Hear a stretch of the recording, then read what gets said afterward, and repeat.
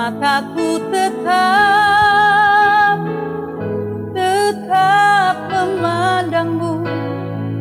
Dunia tak bisa menjauhkanku dari kasih-Mu.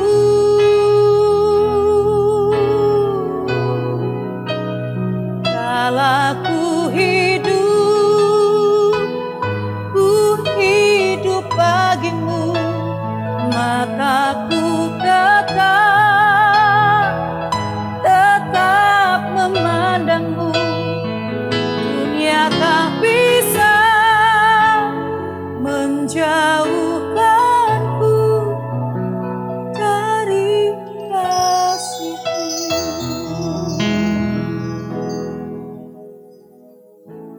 Assalamualaikum, damai sejahtera bagi kita semuanya. Bapak Ibu Saudara terkasih, selamat berjumpa dengan kami, Syafaat Bagi Sahabat.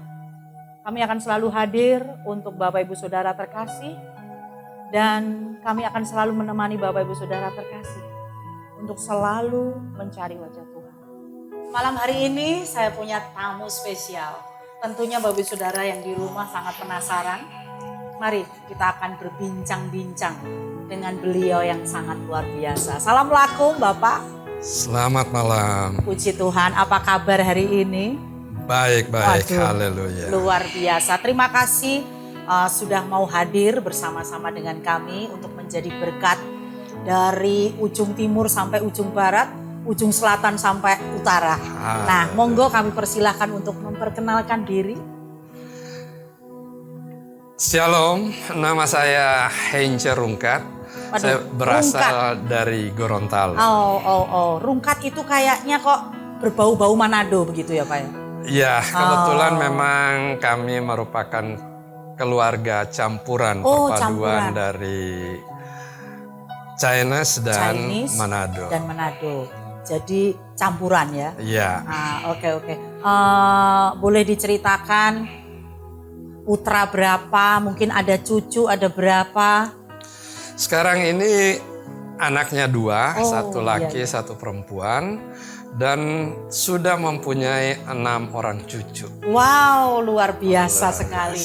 6 orang cucu tapi masih seger, luar biasa saudara. Waduh, luar biasa sekali. Boleh tanya lagi nih Bapak. Kami ini sangat penasaran. Bapak ini berasal dari Gorontalo. Ya.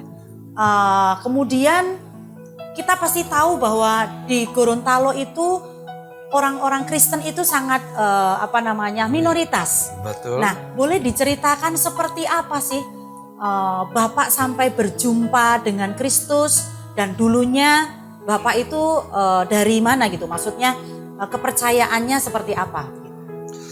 Oke. Sebagai warga keturunan kami besar di Gorontalo. Iya, betul.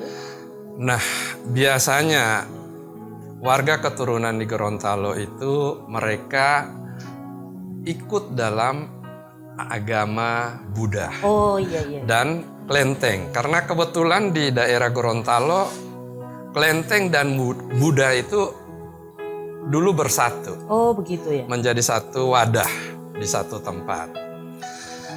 Jadi dari bapak, orang tua, kami anak-anak semua ikut dari orang tua. Iya, betul. Sampai suatu ketika saya mulai besar, kemudian saya melanjutkan sekolah di Kota Manado. Oh, iya. Nah, sebelum saya ke Kota Manado, waktu di Gorontalo sendiri, waktu saya SMP, itu ada pemilihan pelajaran agama. Oh iya. Karena kebetulan saya sekolah di sekolah negeri. Oh. Sekolah negeri yang mayoritas itu mengajarkan pelajaran agama Islam. Iya, betul. Tetapi bagi yang minoritas bisa memilih, itu kita bisa memilih agama Kristen atau Buddha. Oh, begitu ya. Jadi saya sendiri SD sekolahnya di Kristen Katolik. Jadi selama SD saya belajar agama Kristen Katolik. SMP, kebetulan di sekolah negeri itu tidak ada Katolik. Jadi saya akhirnya memilih agama Buddha. Oh, begitu. Sehingga saya jadi belajar pelajaran Agama Buddha. Buddha, yaitu Siddhartha Gautama. Tetapi seringkali juga jam-jam tertentu saya suka dengar di sekolah kalau ada ajaran agama Islam. Wow, gitu. Sehingga akhirnya terjadi komplikasi di dalam pribadi saya sendiri. Karena semua yang saya tahu semua mengajarkan yang baik. Betul. Ya semua baik, jadi terus semua nggak ada yang mau ngalah. Betul sekali. Jadi saya jadi bingung, seharusnya saya harus kemana? Yang mana yang saya mau nyari, saya sendiri nggak tahu. Hal ini berjalan terus sampai waktu juga saya lanjutkan sekolah di Manado, sewaktu saya SMA. Begitu juga, sampai satu ketika saya memang pernah nanya juga di wihara. Waktu itu kita sembahyang. Menurut dia, yang kita pelajari adalah pelajaran dari Siddhartha Gautama. Tapi yang lain-lain di Kongfucu itu banyak juga para orang-orang yang dihormati mereka itu. Saya bertanya, kalau saya sembahyang kepada mereka, apakah mereka bisa menolong saya atau tidak? Itu waktu sekolah SMA ya itu Pak? SMP. Oh SMP, oke. Nah, menurut mereka itu seperti adalah satu simbol atau suatu panutan orang-orang yang zaman dulunya hidupnya baik, orang sukses, sehingga mereka mau supaya keturunan itu bisa mengikuti sebagai contoh mereka orang yang baik. Tetapi mereka sendiri tidak bisa memberikan keselamatan kepada kita sendiri. Akhirnya saya bingung, jadi saya bilang kalau begitu saya mau minta diajarkan, minta tolong, tapi dia nggak bisa nolong saya. Jadi harus gimana dong? Nah, di sini yang membuat akhirnya saya sendiri menjadi terombang-ambing. Tidak tahu saya harus berpijak kemana. Ya, itu usia SMP sudah mulai berpikir ya Pak, mulai terombang-ambing, bingung gitu. Ya, dibawa terus sampai saya SMA. Akhirnya saya sampai di satu momen saya sendiri tidak tahu saya harus mau kemana. Nah, waktu SMA itu Bapak sekolah di sekolah negeri atau Kristen? Katolik lagi Katolik masuk. lagi, oke. Ya. Di SMA Don Bosco Manado. Jadi di sana juga saya belajar lagi agama Kristen. Iya. Tetapi saya juga sering ngumpul bersama teman-teman juga di Kelenteng. Oke. Dan di wihara juga saya banyak tanya, tetap belajar. Ya itu selalu yang membuat saya jadi bingung adalah ya dua-duanya mengajarkan yang baik. Ya. Tetapi siapa yang bisa menolong saya? Saya seperti mencari siapa yang bisa nolong saya. Akhirnya saya cuma di satu kesimpulan bahwa masih ada Tuhan. Cuman di mana? Saya di satu momen yang saya tidak masuk gereja, saya juga tidak mau ke Kelenteng. Akhirnya ya kalau orang ibadah di gereja saya tunggu di luar. Orang di Kelenteng saya tunggu teman di luar, nanti bubaran baru ngobrol. Karena ya saya sendiri bingung, saya nggak tahu mau masuk di mana. Karena waktu itu saya masih bingung. Iya. Belum ada kepastian. Begitu ya. Tapi puji Tuhan, satu hal yang masih ada di dalam hati saya dan pikiran saya, bahwa masih ada Tuhan. Cuman di mana dia? Itu yang membuat saya terombang-ambing selama beberapa tahun. Nah, kemudian momen apa yang kemudian membuat Bapak ini untuk mencari wajah Tuhan Yesus? Itu di titik yang seperti apa waktu itu? Nah, kebetulan setelah saya selesai sekolah, saya datang ke Jakarta. Itu usia berapa itu waktu ke Jakarta? Sekitar 18-19 tahun. Oke.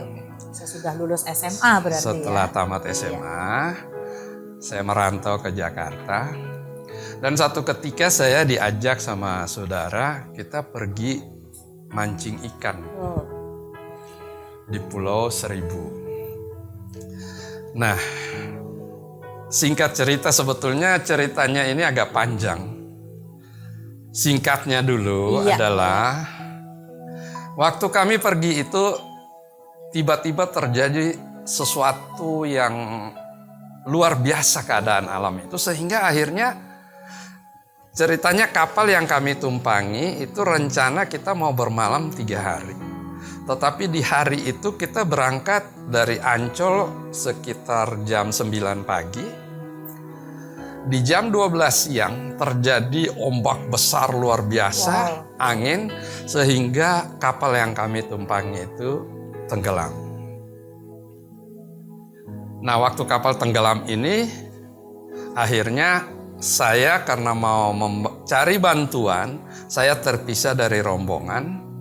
Akhirnya saya sejak jam 12 siang itu berada di tengah laut sendirian sampai jam 7 malam. Wow.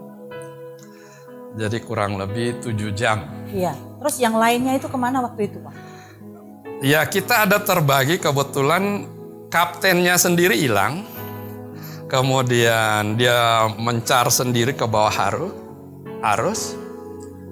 Kemudian sepupu saya juga ada ikut, dia juga di bawah arus. Iya. Kebetulan saya dampingi saudara yang ngajak bersama pelaut, nelayan, orang tua bersama anaknya dan salah satu orang yang menemani kita. Nah, jadi kita ada berlima yang sisa. Kita dari 7 orang, 2 menghilang ke bawah arus, tinggal 5. Kira-kira yang muncul di permukaan tinggal setengah meter dari kapal boat yang kami tumpangi. Nah, kita akhirnya semua cuma berpegang di situ. Di kapal itu ya? Ya, setelah ombak mulai redup, waktu itu ombaknya luar biasa. Setelah redup, nah itu akhirnya saya lihat sikon tidak ada yang bisa bantu kita. Akhirnya saya mengambil keputusan untuk minta saya mau cari bantuan. Nah, disitulah saya mulai pergi sendiri berenang ke tengah laut sehingga akhirnya terpisah sendiri. Saya penasaran sekali, Pak. Bagaimana ceritanya sampai kapal itu kok bisa bisa terbalik begitu ya, bisa tenggelam. Itu sebenarnya awal-awalnya ceritanya seperti apa? Atau ada angin puting atau bagaimana? Situasi pada saat itu tiba-tiba terjadi memang angin luar biasa. Begitu. Sehingga ombaknya itu luar biasa tinggi. Sehingga kapal yang kita tumpangi karena kaptennya mungkin kurang pintar, tiba-tiba kapal yang kita tumpangi itu ditutup langsung ombak dari atas.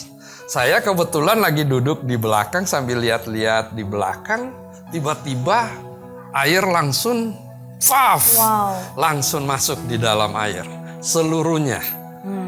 Kemudian ya kapalnya dihajar sana sini sampai kapal itu pecah juga di dalamnya. Saking ombaknya pada saat itu kencang sekali. Makanya kemudian terpisah. Sehingga akhirnya ya ada yang terpisah. Waktu itu kebetulan kita membawa banyak jerigen. Jerigen berisi solar. Karena kita rencanakan 3 hari. Oh begitu, jadi banyak solar yang kita bawa yang berisi jerigen. Nah, waktu ombak gede itu jerigen dalam kapal ini berterbangan pergi mencar kemana-mana. Begitu juga dengan sang kapten, dia juga udah menghilang sendiri. Saya sendiri saking sudah panik waktu itu juga sudah nggak tahu, dia tiba-tiba cari sudah nggak ada. Begitu juga salah satu sepupu saya juga tiba-tiba hilang sendiri karena perputaran arus ombak dan arus itu sangat kencang. Oh, itu jadi berputar gitu ya. Ya. Waktu kejadian itu dalam pikiran Bapak ini apa? Apa mungkin aku mati nih atau bagaimana? Ya mungkin waktu itu saya masih muda, masih sendiri. Jadi belum mikirin mati. Saya sendiri tidak terlalu banyak beban pikiran. Jadi pada saat itu ya saya santai aja seperti biasa. Mungkin satu hal yang sangat menguntungkan. Mungkin karena sejak kecil saya sering dibawa orang tua itu berenang di pantai. Kebetulan juga rumah kami di Gorontalo juga di belakang kali. Oh gitu ya. Jadi sering bermain di air. Sebetulnya mungkin saya di air itu seperti sudah biasa. Iya, jadi bisa berenang dalam Ya. keadaan seperti itu. Bapak masih aku bisa berenang begitu ya. Ya, karena di belakang kali kita aja saya masih kecil sudah sering tiap kali ada orang hanyut. Itu saya sering dari dalam rumah loncat Wis. bantu orang hanyut. Oh, begitu ya. Jadi sebetulnya di air mungkin Tidak punya rasa tidak takut ada. gitu ya. Oke. Saya sudah rasanya seperti biasa awalnya. Nah, waktu kejadian itu apakah Bapak tetap tenang-tenang? Aku kan bisa berenang atau bagaimana? Atau ada satu kekhawatiran waktu itu? Dalam diri saya sendiri, saya pribadi nggak takut. Justru saya lebih memperhatikan Yang lain. terutama saya punya sepupu yang ngajak kita pergi ini. Dia kan punya keluarga, dia ngajak kita pergi. Jadi saya lebih melihat dia, makanya saya cari jerigen-jerigen itu yang berterbangan kemana-mana. Saya ngambil, saya bagikan. Kebetulan di situ ada satu kepala nelayan bersama anaknya yang sisa dan satu teman daripada saudara saya. Berikut saudara saya dan saya 5. Jadi saya pergi nyari 5 jerigen yang berisi isi solar itu. Kemudian saya bagikan mereka biar tadinya supaya masing-masing bisa berpegangan di jerigen itu. Jadi jerigen itu ada 5. Ya. Memang tadinya. benar-benar bawahnya ada 5. Ada lebih. Oh begitu. Cuma saya cuma ngambil karena 5 sesuai karena, kebutuhan orang. Iya. Nah, sambil kemudian kita berdiam di dekat sisa timbunan daripada kapal speedboat yang muncul itu. Dia tenggelam ke bawah karena ada mesin di bawah. Oh iya, jadi berat ya. Jadi berat bawahnya ya. sehingga yang timbul tinggal ujungnya aja betul. gitu. Terus kemudian setelah itu kan pasti semuanya bingung gitu ya. Ya. Nah, kemudian apa yang Bapak lakukan saat itu? Dan apakah semua yang teman-teman Bapak itu mereka berteriak-teriak atau bagaimana? Apa ketakutan atau seperti apa? Yang saya lihat memang begitu. Kebetulan saudara saya sendiri itu pasti saya tahu dia sangat sudah ketakutan. Kemudian yang temannya sendiri itu lebih lagi karena dia nggak bisa berenang. Wow. Memang dia saya angkat dari dalam kapal itu udah pucat kayak kertas. Kemudian saya tanya sendiri sama nelayan itu. Dia kan orang pengalaman yang seharusnya tahu. Saya tanya sama dia, Pak, menurut Bapak gimana? Kita ini bisa selamat nggak? Dan dia menjawab, dia diam 1000 bahasa. Wow. Itu orang yang udah pengalaman di situ orang aja yang seperti puluhan itu tahun gitu ya. hidup di laut. Apalagi yang cuma datang ke situ pengen mancing gitu. Ya. Oke. Kemudian? Ya akhirnya ya itu. Saya tiba-tiba malah pikiran dasar mungkin karena anak muda. Saya cuma berpikir begini. Saya mau cari bantuan. Saya lihat seperti dari kejauhan masih kelihatan semacam ada satu titik. saya pikir saya mau coba berenang sampai ke sana. Bahkan dalam hati saya malah pikiran begini, kalau saja saya bisa dapat pertolongan, saya mau minta apa? Saya mau minta medali emas sama saya punya saudara. Walah, ini agak aneh sekali saudara ya. Jadi kalau sampai ada pertolongan, mintanya medali emas. Ini sebenarnya lagi kena bencana, istilahnya lagi kecelakaan, kapalnya tenggelam, atau ini lomba berenang gitu loh Pak. Ini masalahnya di situ gitu ya. Disinilah cerita ini memang sih, ya. Karena waktu itu awalnya saya sendiri masih belum merasakan sesuatu yang luar biasa. Oh iya, oke. Saya masih anggap sepertinya biasa nih. Saya pasti bisa, ini urusan kecil menurut saya. Iya, Jadi saya masih bisa, saya malah bilang. Soalnya mungkin saya pikir ya barangkali itulah penghargaan yang saya mau minta. Jadi akhirnya saya bilang dia, kamu tunggu aja di sini, jangan kemana-mana. Saya yang akan pergi mencari bantuan.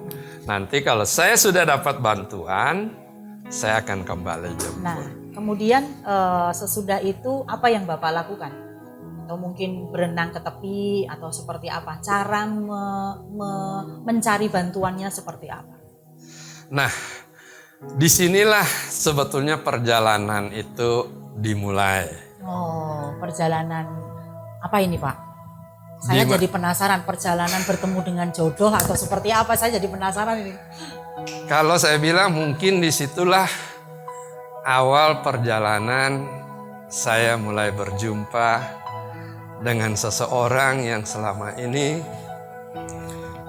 yang mungkin saya selalu cari, tapi saya sendiri cuma tahu dia ada di langit. Saya karena tidak berdoa di gereja, saya tidak berdoa di kelenteng, tapi saya cuma berdoa ke langit. Jadi saya cuma tahu masih ada dialah di sana. Tapi seperti apa dan bagaimana, perjalanan inilah yang menuntun saya menuju kepada pengenalan kepada dia. Pak Hence, sepertinya kalau saya mengikuti pelan-pelan kesaksian Bapak ini kayaknya sangat menarik sekali. Dan saya juga pengen membuat saudara-saudara yang ada di rumah penasaran. Supaya kesaksiannya ini terus bisa kita dengarkan sampai selesai. Nah, saya ingin bertanya, Bapak kan sekarang sudah menjadi hamba Tuhan, sudah melayani Tuhan. Kira-kira apa yang ingin disampaikan kepada sahabat-sahabat semua yang ada di rumah? Ya tentu saja sebetulnya saya juga bingung kenapa saya hari ini bisa melayani seperti ini. Karena memang awalnya juga tidak pernah terpikirkan. Karena awalnya saya cuman seorang karyawan, kemudian ya jadi bisnismen, pengerja, kemudian cuma melayani di gereja. Tidak terpikir bahwa pelayanannya akan lebih meningkat sampai membawa kepada untuk jadi pembicara. Nah, perjalanannya memang juga cukup panjang. Wow. Jadi singkatnya sebetulnya.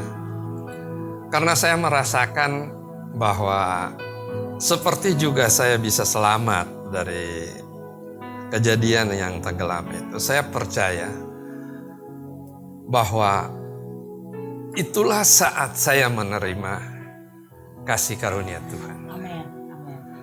Sebab saya percaya cuma karena kebaikan, anugerah, kasih Dia sehingga saya bisa selamat.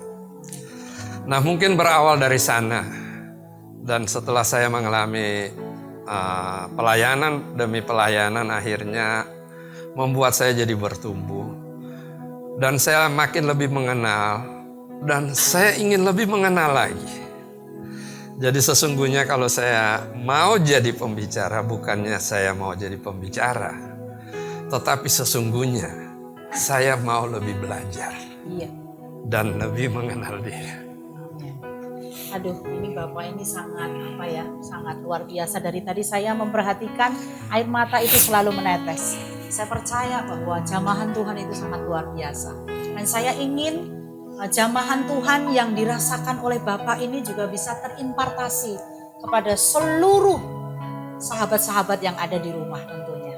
Nah, tapi saudara, karena kita terbatas oleh waktu, Pak Hence, nanti kita akan lanjutkan kembali di episode selanjutnya. Dan saya sangat bersyukur sekali bisa bertemu dengan hamba Tuhan yang sangat luar biasa. Nah, ini saatnya kita akan berdoa syafaat untuk sahabat-sahabat yang di rumah. Saya akan berdoa, nanti Bapak boleh tutup di dalam doa. Mari sahabat kita berdoa. Bapak, terima kasih Tuhan Yesus, terima kasih ya Roh Kudus untuk hari ini, hari yang indah ini Tuhan. Engkau pertemukan kami dengan hamba-Mu yang sangat luar biasa Tuhan Yesus. Kami percaya Tuhan, jamahan-Mu yang Kau berikan untuk hamba-Mu ini pasti juga akan Kau lakukan buat setiap kami pribadi lepas pribadi yang ada di rumah ya Bapak. Biarkanlah kami merasakan jamahan-Mu yang luar biasa Tuhan, sehingga kami mengalami perubahan di dalam kehidupan kami. Terima kasih Tuhan Yesus, terima kasih ya Roh Kudus. Hamba-Mu berdoa ya Tuhan, untuk saudara-saudara kami yang ada di pelosok Nusantara Indonesia ini Tuhan. Kiranya Tuhan Yesus Engkau memberkati mereka Tuhan, di situasi yang masih dalam keadaan yang sangat mencekam saat ini Tuhan. Kami dilanda virus corona Tuhan Yesus. Kiranya Tuhan Kau melihat setiap hati mereka, setiap kebutuhan mereka Engkau penuhi ya Bapak. Terima kasih Tuhan Yesus, terima kasih ya Roh Kudus.